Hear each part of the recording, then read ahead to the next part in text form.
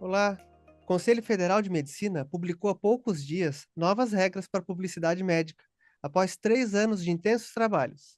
Essas modificações eram muito aguardadas e foram amplamente debatidas no plenário do CFM. Só para se ter uma ideia, a consulta pública sobre o tema recebeu mais de 2.600 sugestões. Várias sociedades médicas puderam também participar. Uma catarinense participou ativamente desse trabalho todo, a doutora Graziela Bonin, cirurgia plástica, conselheira conosco no CRM de Santa Catarina e nossa representante conselheira no Conselho Federal de Medicina. Muito ativa lá, com certeza. Com experiência de ter trabalhado na comissão nossa aqui de divulgação de assuntos médicos do CRM, é a nossa convidada de hoje do podcast Sua Saúde. Doutora Graziela, prazer enorme te receber. Prazer enorme estar aqui, doutor Eduardo. Obrigada. Bom, Grazi, vamos começar. Eu quero te fazer a pergunta: por que que teve a necessidade de rever essas regras aplicadas à publicidade médica? Em que aspectos ela estava defasada? Veja bem, a resolução que estava vigente, a resolução 1974, ela é de 2011. Ela foca principalmente na comunicação do médico, falando de assuntos de saúde, na mídia mais formal, na mídia mais tradicional, como jornais, televisões, publicação em revista. Ela não abordava muito, embora citava, né, embora cite, a, as redes sociais e a comunicação direta que existe hoje entre o médico e o seu público-alvo, né, os potenciais pacientes, através da rede social. Então, havia necessidade de atualizar essa forma de comunicação, principalmente porque a forma das pessoas se comunicarem mudou. O CFM edita resoluções de publicidade desde 1970, e elas têm que ser atualizadas periodicamente para se atualizar a forma como as pessoas se comunicam nesse momento. E nesse momento é bastante focado em redes sociais. Então, a nova resolução, ela veio trazer a normatização, principalmente para redes sociais, além de, claro, atualizar as demais formas de comunicação e permitir que o médico seja essa autoridade em saúde que ele deve ser nas redes sociais também. Bom, 2010 foi criado o Instagram, né? Então, é, eu acho que nenhum médico tinha Instagram naquela época, eu estava começando. Então, realmente, hoje mudou completamente a publicidade médica. É, Quais as mudanças mais importantes? Quais as que tu chamarias a atenção para as mais relevantes para o médico?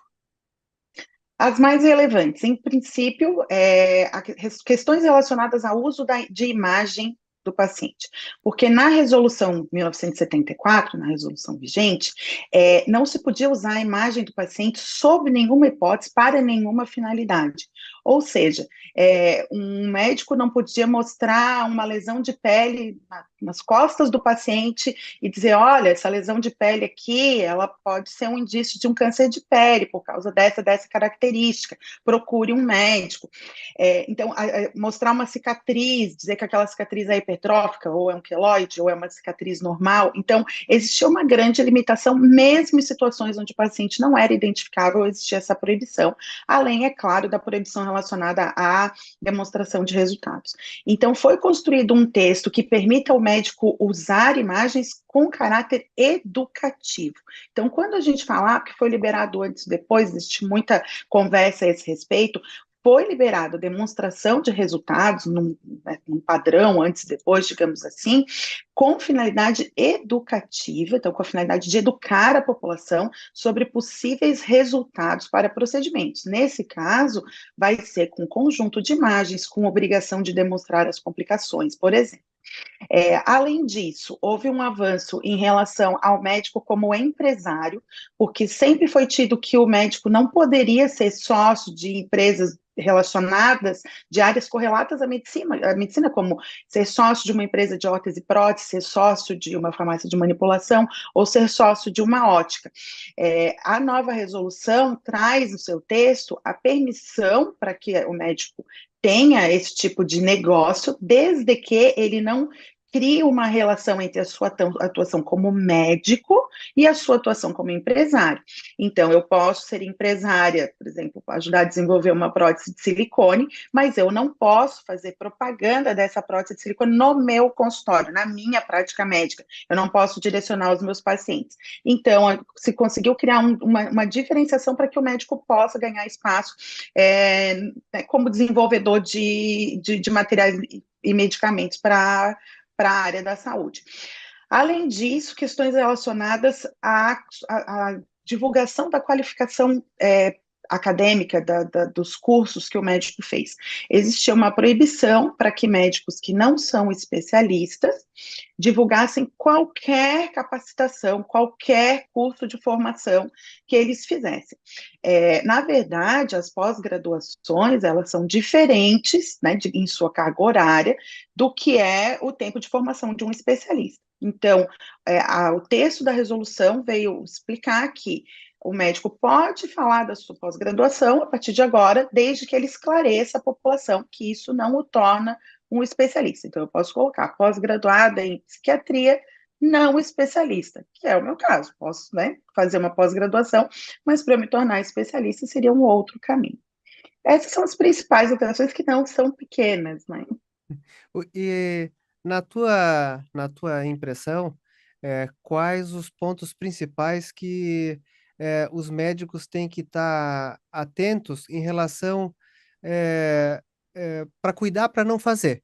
Porque eu vejo assim, agora que houve essa atenuação das proibições, né, que antes era praticamente não podia nada, eh, as infrações me parecem mais sérias, na verdade, né? Porque ficou mais claro o que não pode e o que não pode, pô, realmente não pode mesmo, né? Ficou me parecendo mais grave a pessoa cometer essas infrações. Quais que tu acha que ainda o médico pode ser que escorregue um pouquinho e que vai ter que tomar cuidado para que não faça? Veja bem, de fato, assim, a sua leitura é perfeita. A ideia, né, assim, o que se chama o espírito da norma, de todas as pessoas que estavam envolvidas na redação desse texto ao longo foram 3 anos e meio, vamos flexibilizar tudo que for possível dentro da ética e da legalidade. Então, as proibições que permanecem, elas têm repercussões não somente éticas, mas legais, do ponto de vista do médico, vai se complicar lá no Poder Judiciário se ele, por exemplo, mostrar antes e depois num formato que não seja o formato que foi desenhado, porque aquele formato que foi desenhado é o entendimento do Conselho Federal de Medicina do que é educativo. Qualquer coisa fora daquilo ali vai provavelmente incorrer em promessa de resultado, e promessa de resultado a gente sabe que em medicina muda a nossa responsabilidade no Poder Judiciário, com o risco de nós sermos obrigados a entregar o produto que nós estamos, entre aspas, oferecendo na internet. Então, as questões relacionadas a dizer que trata de órgãos e sistemas de forma reiterada sem ser especialista, isso induz a propaganda enganosa, isso pode colocar o médico em maus lençóis relacionado, inclusive, à aplicação do Código de Defesa do Consumidor. Então, o recomendável para o médico é que ele leia o texto da resolução. Quando o manual da CODAME for publicado, veja o manual da CODAME, que vai detalhar um pouco mais o texto.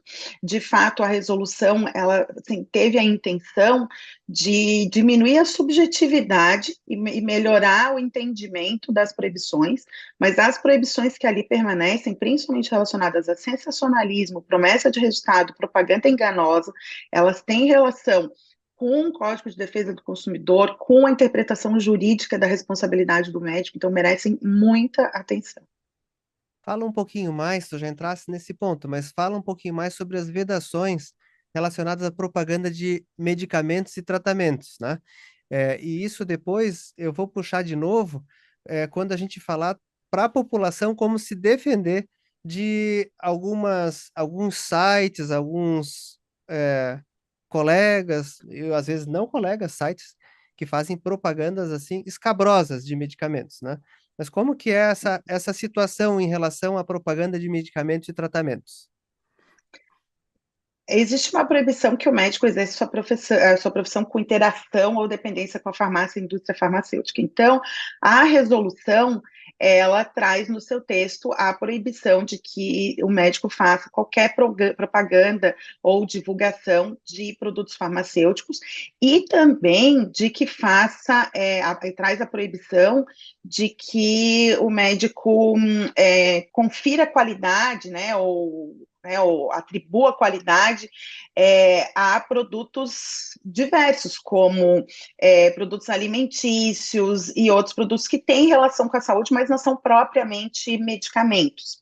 Então, essas proibições, elas já existiam na antiga resolução, elas estão um pouco melhor desenhadas na atual resolução, mas, de fato, o médico não pode fazer propaganda de medicamentos, de produtos farmacêuticos, assim como não pode fazer propaganda ou atribuir qualidade a alimentos, suplementos e coisas dessa natureza. E quando aquele médico diz que ele que inventou aquele medicamento, hein? O que que tu tens para me dizer sobre isso? Está escrito no texto da resolução, na verdade, a gente tem alguma coisa, assim, principalmente essa questão do que inventou, né? Nós temos situações onde aquilo carece, inclusive, de evidência científica de funcionamento, né? E algumas situações onde o acesso a essa informação maravilhosa, ou esse medicamento maravilhoso, ele é condicionado a abertura de abas sucessivas, onde a pessoa tem que fornecer as suas informações. Então, existe um apelo para a pessoa ou conceder informações pessoais, ou inclusive mediante pagamento para ter acesso àquela informação exclusiva ou milagrosa. Isso tudo está muito bem vedado na resolução, né? Assim, é proibido que se faça divulgação de produtos que carecem, sejam eles farmacêuticos ou né, assim, medicamento, insumo médico, equipamento, alimento, todas essas coisas que careçam de comprovação científica ou que não sejam reconhecidos pelo Conselho Federal de Medicina como tratamentos aprovados para determinadas doenças, essas vedações todas estão na resolução, continua proibida. Grazi, a nossa luta diuturna no Conselho, né, cuidar para que a população tenha acesso à medicina da melhor qualidade possível. Na tua visão, como essas mudanças da resolução e como o jeito novo de fazer publicidade ética contribui para essa finalidade? E, digamos assim, que eu tenho um sonho de que a nova resolução permita que a internet seja inundada de bons médicos, porque a resolução 1974, ela era assim, tão restritiva e às vezes tão difícil de aplicar, que o médico ético tinha medo de desenvolver uma rede profissional, ele tinha receio de fazer qualquer publicação. Então, o que nós esperamos é que os médicos que têm um comportamento ético, que têm informação de qualidade para entregar para a população, façam suas redes sociais profissionais e que cada vez mais a população possa ver no médico essa autoridade em saúde e possa conhecer um pouco mais do seu médico através da rede social, antes de procurá-lo em consulta, sempre procurando por médicos que têm um comportamento ético, que não se comportam de forma sensacionalista, mas que a gente espera que agora mais médicos, e principalmente os médicos bem éticos, estejam também nas redes sociais. É, muito boa essa tua, essa tua visão e essa tua, como tu chamasse, teu sonho, né? E eu acho que está acontecendo, né? Eu tenho visto acontecer, Graziela, que médicos éticos têm, de forma atrasada, assim, vamos dizer, talvez até por isso mesmo, né? Pela dificuldade, pelo medo, pelo temor por ser tão sutil, né? E na minha visão está tão anacrônica a resolução anterior, e eles sendo tão sérios, não querendo fazer nada de equivocado, se atrasaram um pouco para entrar, mas a gente tem visto, tá? A minha visão é que isso está exponencial agora, e eu acredito sim que vai haver uma inundação de médicos éticos fazendo publicidade boa, ética, com, informações de qualidade e o viés da reprodução, né? Tem aquele viés de que a pessoa escuta tanto aquela mensagem que começa a virar verdade. Então, se começa a gente a escutar muito as mensagens boas, as mensagens éticas, a gente vai divulgar para a nossa população, né, assuntos com melhor embasamento, né? Então, eu compartilho do teu sonho. Eu estou aqui fazendo esse comentário para dizer isso para ti. O que que tu aconselha para os médicos que estão nessa transição? Tu tens alguma dica para eles, como eles cuidam, fora ler bem com atenção a resolução, iniciar um processo de publicidade de serviço médico? Eu entendo que nós temos que nos apresentar na rede social como o que nós somos no nosso consultório. Então, todo o conhecimento que eu tenho, a forma como eu sou, e o que eu tenho a oferecer, né, para que o paciente, ao chegar no meu consultório, não se depare com uma pessoa diferente daquela que ele viu na rede social. Então, vai ter pacientes que preferem um médico mais descontraído, vai ter pessoas que preferem um médico mais formal, vai ter pacientes que, assim, a gente tem que ser um pouco da gente, né? E vai atrair pacientes que procuram médicos como nós somos. E os cuidados com a resolução e, na verdade, assim, vale a pena ser ético, né, doutor Eduardo? Vale a pena ser ético. Assim, às vezes a gente tem a impressão, vendo algumas coisas que prosperam, né, que estão muito em desacordo, que aquelas pessoas parecem estar extremamente bem-sucedidas e parecem ter muitos e muitos seguidores, e a gente vê que aquilo é um comportamento muito fora da ética. Às vezes, né, no conselho a gente vê, inclusive relacionados a exercício ilegal da medicina, pessoas que estão assim, executando procedimentos que são médicos sem selo, e a gente se pergunta, nossa, mas tem tantos seguidores e parece estar ganhando tanto dinheiro, parece estar indo tão bem, e aí dá 6 meses, às vezes um pouquinho mais, às vezes um pouquinho menos, está preso, a clínica está fechada, a vigilância sanitária fez uma operação, a Polícia Federal fez uma operação, então a gente constrói uma carreira como médico que ela é a longo prazo, e vale a pena fazer da maneira correta, porque o retorno vem. E cada vez mais os pacientes estão dando aquela espiadinha na rede social do médico antes de decidir procurá-los. Tem tido cada vez mais importância na escolha, na minha opinião. Justamente para saber antes, né, isso que tu dissesse, né? Como é que é esse médico, tal? A pessoa já vê se cria aquela empatia, né? Então acho que vai ser uma rotina dos pacientes fazer isso, né? Quais os cuidados que uma pessoa, agora falando aqui para o nosso público, você que faz isso, você que dá aquela olhadinha na rede social para escolher o médico, como é que dá uma dica para ele para escolher um médico ético? Como é que ele vai escolher um médico usando às vezes? Quais as dicas para fugir de uns aí? Me conta para nós. Primeiro de tudo, conferir se o especialista é de fato especialista. A formação de um médico especialista ela é longa. Se nós considerarmos as residências médicas, né, tu fizesse urologia ou cirurgia plástica, no meu caso são 5 anos de residência médica, com uma carga horária anual de 2.880 horas. É muito diferente de fazer um curso de pós-graduação que no total tem 360. 5 vezes 2.880, façam suas contas. Então, primeiro de tudo, eu preciso descobrir se o médico que está se dizendo especialista é de fato especialista. Quem é especialista tem registro de qualificação de especialista, o famoso RQE, que o médico deve colocar na sua rede social. Então, né, se entrar lá na minha, está lá o meu RQE em cirurgia plástica. Mas, se por acaso não estiver, vale a pena conferir o site do Conselho de Medicina, onde todo médico que é de fato especialista tem a sua especialidade lá registrada. Então, eu vou lá em busca médico e coloco ou o nome do médico, ou a especialidade que eu estou procurando, e eu vou saber se aquela pessoa é de fato especialista. Esse é o primeiro cuidado que a gente tem que ter.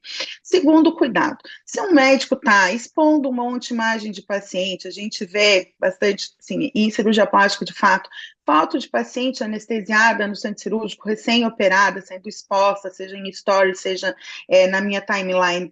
será que eu quero me colocar nessa situação? Se esse médico está fazendo isso para o seu ganho pessoal, de atrair clientela, será que ele tem cuidados com a minha segurança e com a minha saúde quando eu estou sedada, quando eu estou no centro cirúrgico? Que outras coisas que não são tão éticas ele pode estar fazendo quando eu não estou acordada? Então, comportamento ético na rede social traduz um comportamento ético na prática médica.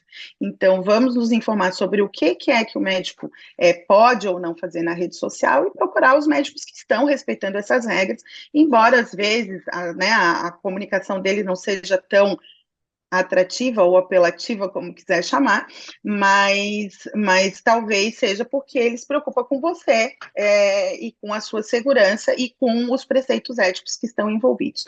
E, além disso, procure, assim, principalmente em caso de intervenções cirúrgicas, ter alguma outra referência que não somente a rede social.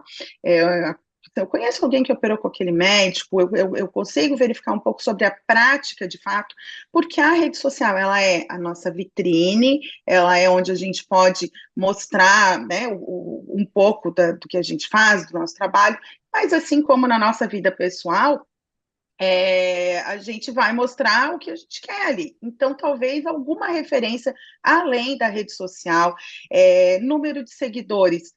Infelizmente, não é um parâmetro que pode ser utilizado. É claro que existem médicos que produzem muita informação de qualidade e têm, sim, muitos seguidores, mas existe também, e nós já vimos isso no conselho, médicos que compram seguidores. Então, na época que eu estava, né, à frente da Codami, de pegar nitidamente assim, o uso de robôs, uso, sim, compra de seguidores.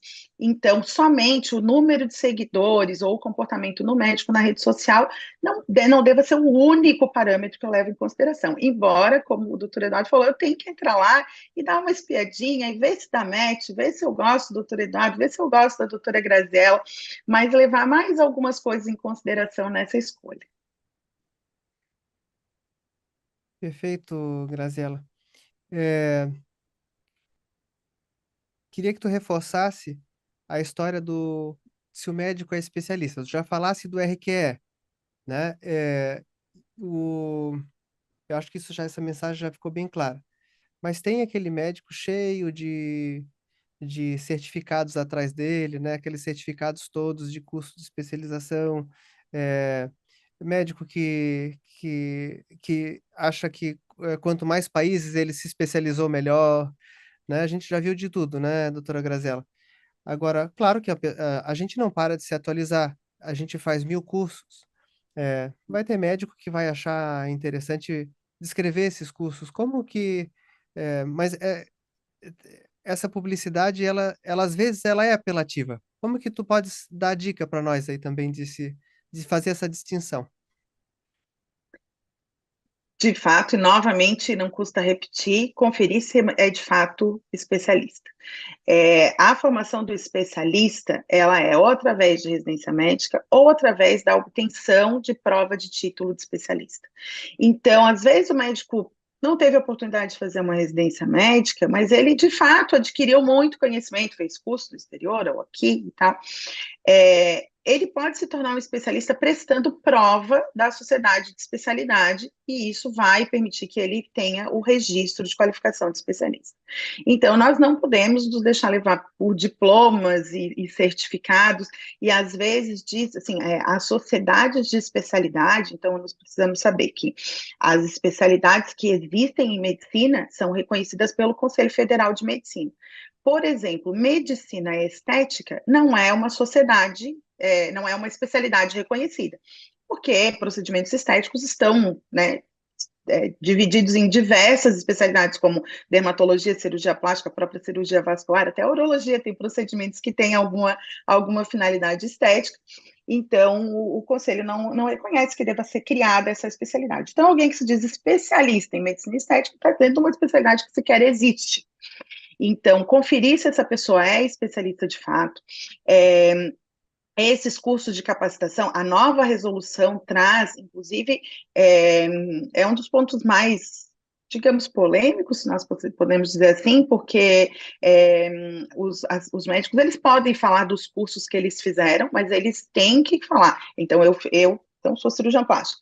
Eu tenho uma pós-graduação em psiquiatria, mas eu tenho que, após essa informação, informar que eu não sou especialista. Então pós-graduado em psiquiatria, não especialista. Especialista é quem tem registro de qualificação de especialista. Essa informação deve estar na página principal do médico. E caso as pessoas não encontrem, elas podem procurar no site do Conselho Regional de Medicina, é bem facinho de achar.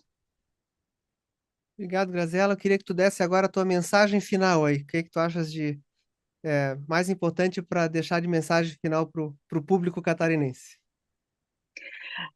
Aos médicos catarinenses que, por favor, conheçam a resolução e a apliquem no seu dia a dia, leiam o texto, né? O texto da resolução está no site do Conselho Federal de Medicina, além de estar disponível em quase todos os grupos de WhatsApp desde a semana passada, e a população catarinense que escolha os seus médicos, tanto uma espiadinha nele nas redes sociais, mas também procurando referência, procurando ver se esse médico é especialista, para não se colocar em situações, assim, principalmente quando envolve procedimentos que às vezes são irreversíveis nas mãos de um médico que não tem o comportamento ético que a gente espera.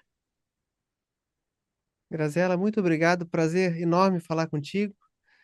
E, bom, essa foi mais um episódio, então, do Sua Saúde, podcast criado pelo CRM Catarinense para disseminar informações de qualidade na população. Siga as redes sociais do Conselho, saiba em primeira mão o assunto de cada novo episódio. Todas as semanas, edição completa é publicada no portal SCC10 e no canal do SCC SBT no YouTube. Até mais!